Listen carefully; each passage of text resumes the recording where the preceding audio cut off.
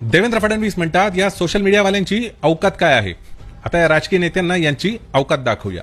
प्रत्येक मराठ्याने आपला फोन काढायचा, फ्रंट कॅमेरा सुरू करायचा आणि असा 5 सेकंदाचा आपला चेहरा दाखवून व्हिडिओ बनवायचा आणि सोशल मीडियावर अपलोड करण्याआधी एक हॅशटॅग वापरायचा। Hashtag Maratha, short and simple, all eyes on Antarwali Sarati वगैरे काही नाही। जितका मोठा हॅशटॅग तेवढ्या चुका होतात आणि तो ट्रेंड होत नाही। सांगतो पुढे, टायटल आणि डिस्क्रिप्शन मध्ये #मराठा टाइप करायचा आणि तो व्हिडिओ अपलोड करायचा। अपलोड कुठे करायचा? Facebook, Instagram, Twitter, YouTube, WhatsApp stories, जिथे जमेल तिथे पोस्ट करायचा। याचा फायदा काय होणार आहे सांगतो आता। आपण सगळे मिळून 6 कोटी मराठ्यावर, 6 कोटींपैकी फक्त 1 लाख लोक, फक्त 1 लाख ट्वीट जरी या हॅशटॅगला रोजचे मिळाले ना तरी हा हॅशटॅग देशभरात ट्रेंड करेल। आपला हा लढा देशाच्या कानाकोपऱ्यात जाऊन पोहोचेल।